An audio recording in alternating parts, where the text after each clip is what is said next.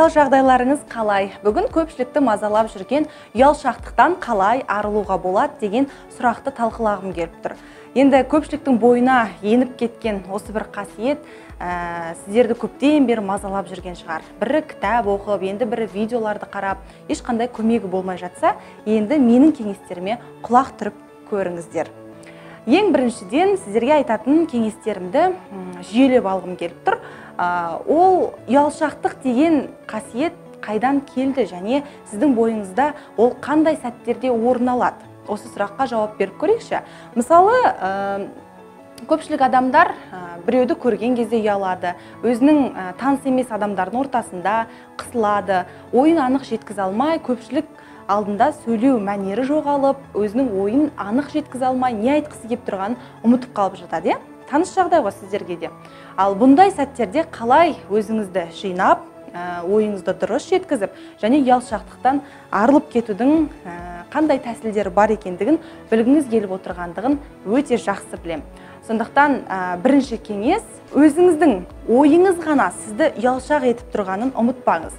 Ол қалай десеңіз, белгілі бір жағдайда адамнан емес, болып жатқан ситуация дейді ғой, яғни жағдайдан емес, әртүрлі жаңа бір ортадан емес, сіздің өзіңіздің ойыңыз сізге ұялшақтық сигналын беріп тұрады. Яғни, менің шашым дұрыс болмай тұр, киімім өзіме жараспай тұр, бүгін ұйқым қанбап еді, мына жерім бүйтіп тұр, ана жерім сөйтіп тұр деген сияқты сізді сауалдар мазалаған кезде, сіз өзіңізді сенімсіз қалыпқа енгізесіз де, сол бойынша қаншама адамдарға өзіңіздің ұялып тұрған бір қалпыңызды танытасыз.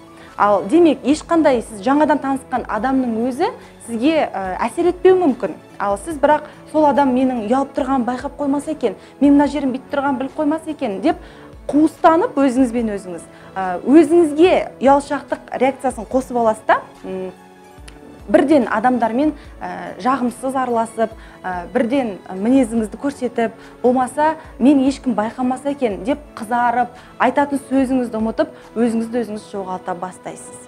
Ал бұндай жағдайда не істеу керек? Яғни қалай бірден өзіңіз жинап алуға болады? Ең бірінші, сіз барлық нәрсені ойыңыздан шығарып, яғни кемшіліктеріңізді ойыңыздан шығарып, сіз егер адаммен танысып жатсаңыз, жаңа ортаға келсеңіз, жұмысқа орналасайын деп жатсаңыз, болмаса көпшілік алдына белгілі бір өзіңіздің диплом, диссертация, немесе арнайы бір сахнаға шығып жатсаңыз, бірінші өзіңізді қолға алыңыз.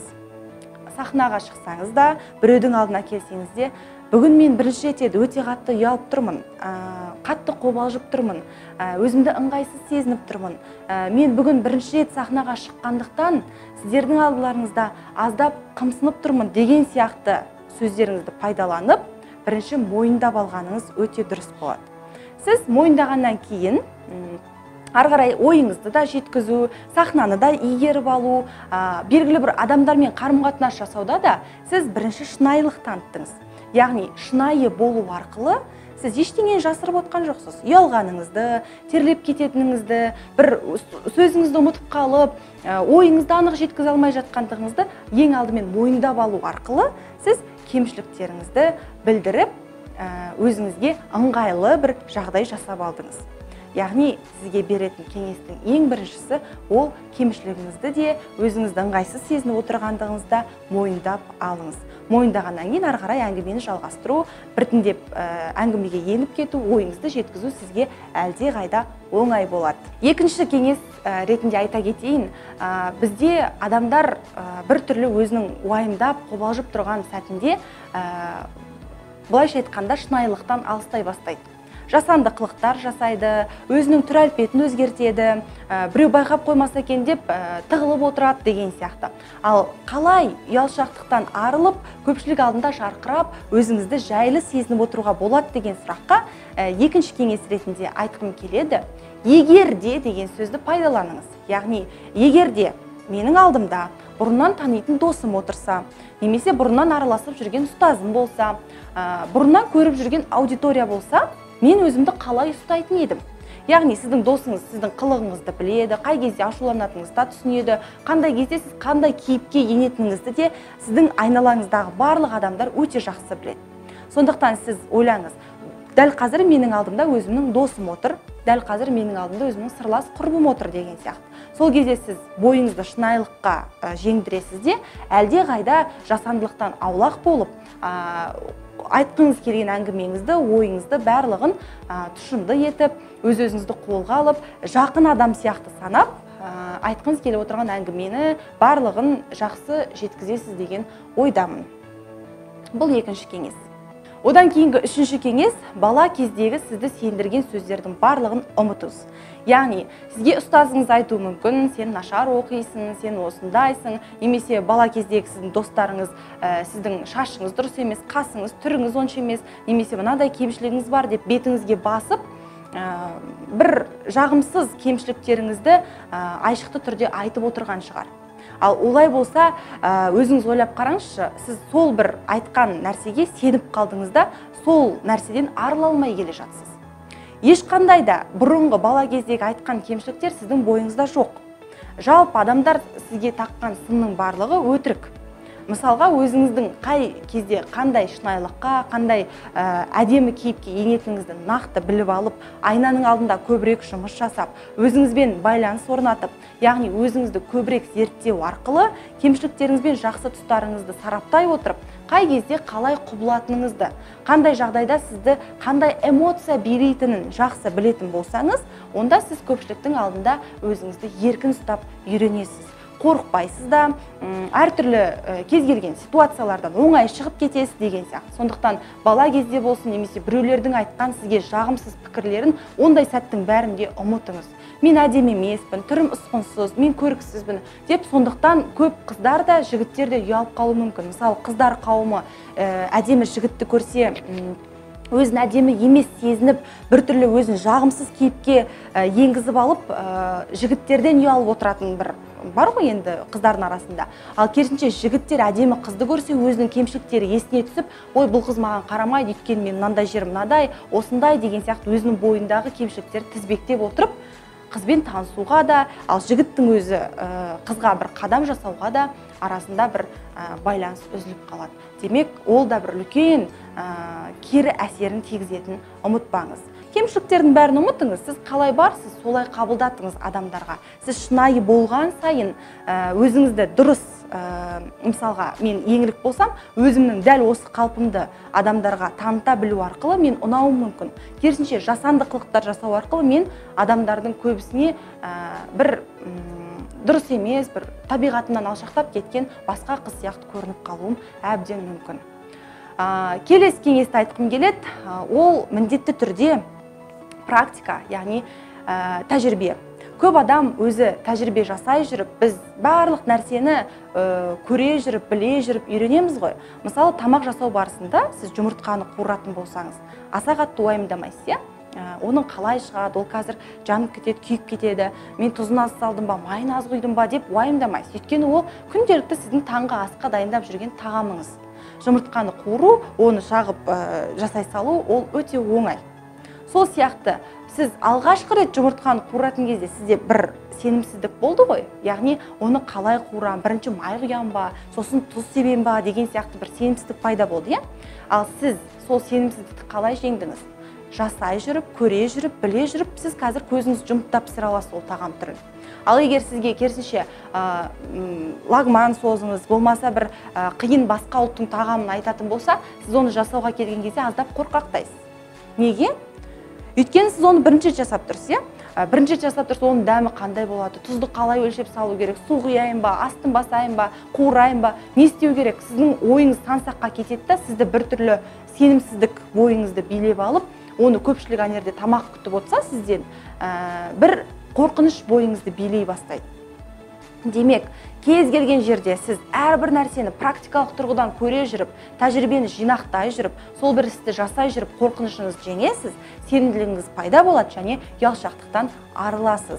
Сондықтан барлық жағдайда практика жасау керектігін, көпшілік алдына шығып сөйлеу керектігін, сіз бастапқыда 4-5 адамның алдында сөйлеп үйренсеңіз, одан кейін үлкен аудиторияның алдында ұялмай, ойыңызды ашық жеткізіп, сөйлеуді меңгеріп алатын боласыз. Ол үшін сізге көп тәжірибе керек және практикалық тұрғыдан ұялмай, қандай сәт болса да өзіңізді ашық жарқын көрсетіп жүруге тырысып қалу керек. Одан кейін көпшілік тағы да талқылай беретін және осы сауалды қоюдан шаршамайтын біздің жоқ. Одан кейін бізді көпшілігімізді мазалап жүрген тағы бір сұрақ бар. Ол бойыма сенімділікті қалай қондырамын және өзімді сенімді адам етіп қалай көрсетсем болады деп ойлайтын шығарсыз. Оның ешқандай шындығын айтқанда жолы жоқ. Егер сіз дәл қазір орныңыздан тұрып, әрекетті жасап, өзіңіз сол бір істі жасай алатыныңызға сенімділікті өзіңізге пайда қылдырмасаңыз, онда ол ешқандай да мүмкін жағдай болмайды. Себебі сенімділік ол әрекеттерден тұрады. Мысалы, сіз бір кезде бір жұмысты жасап көру арқылы бойыңызға сенімділік қабілетін қондырдыңыз ғой. Сол сияқты өзіңіз ойлап қарасаңыз, сіз әрбір әрекетті жасай жүріп, әрбір жұмыстың дәмін татып жүріп, сіз өзіңізге сенімділікті қондырасыз. Мысалы, осы тұста мен айтқым келеді, ең алғаш рет кәсібімді бастаған кезде менің қолымнан келе ма, келмей ма деген аздап болсын сенімсіздік болды.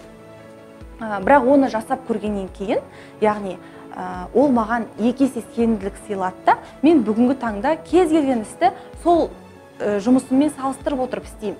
Еңілік, сен соны жасап көрдің ғой, сенің қолыңнан сол кезде келді ғой, қазір де ол келеді, демек сен оны істей аласың, жасай аласың деп өзіме мотивация беру арқылы сенімділігімді қалыптастырамын. Демек, сенімділікті қалыптастырудың бір үлкен жолы болса, ол жасап көрмеген жұмысыңызды жасап, өзіңізді сынап көру. Әрдайым сынақтан қашпай, керісінше сол сынақты дұрыс жүзеге асыра білу арқылы сіз өзіңізге сенімділік қабілетін қондырасыз. Ал ол біреу сізге бүйтіп сыйлай салатын, міне мынау сенімділік, мынаны үйреніп ала ғой деп бере салатын зат емес қой. Сондықтан сіз әрбір әрекетті жасай жүре, әрбір сатылай, баспалдақтап, бағындырып жүріп, әрбір жеңісіңізді өзіңізге сенімділігіңізді қалыптастырасыз. Және айтқым келеді, біз көп жағдайда сенімді адам болу үшін ешқандай әрекетке бой алдырмай, ой, мен оны жасай алам, ой, мен оны істей алам деп айта алмайсыз. Оған сіздің көзіңіз немесе ойыңыз айтып тұрғанмен, оны қолыңыз жасап, сізді сендіре алмау әбден мүмкін. Сондықтан, мысалға, мен роман жазғым келеді, керемет кітап жазғым келеді деп ойлайтын шығарсыз. Ал бірақ сіз қаншама сөйлемдерді құрап, оны жазып, бір өзіңізге дәлел арқылы алдыңызға алып келмесеңіз, сіз оны орындамайынша роман жаза алатыныңызға ішкі әлеміңіз, ішкі жан дүниеңіз оған сенбейді. Мысалы, мен де кітап жазам деп ойлап жүрсем, мен бір-екі рет кітап жазып көрген болсам, онда мен соны мысал қалам. Еңлік, сен сол кезде кітапты жазып көрдің ғой, сенің қолыңнан келді. Неге саған енді жазып көрмеске, сен жаза аласың. Давай бір-екі сөйлем жазып көр, өзіңнің қолыңнан келсе, онда сен бірінші бөлімін жазып бітесің, екінші бөлімін жазып бітесің деген сияқты. Әрбір әрекеттің артында үлкен сенімділік тұрады. Әрбір әрекет сізге сенімді адам болуды үйретеді. Сондықтан ұялшақтық қабілетіңізден арылып, ұялшақтық қасиетіңізден арылып, қорқақтық мінезіңізді жойып, және сенімділігіңізді арттырғыңыз келетін болса, ешқандай сынақтан қорықпаңыз және қашпаңыз дегім келеді. Аудиторияны бағындырып алуда, өзіңіздің сенімділігіңізді қалыптастырып, көпшілікке ой тастай білуде де сіз барлығына тек қана тәжірибе арқылы қол жеткізе алатыныңызды ұмытпаңыз. Сіздің қолыңыздан бәрі келеді, тек қана жасап көру керек.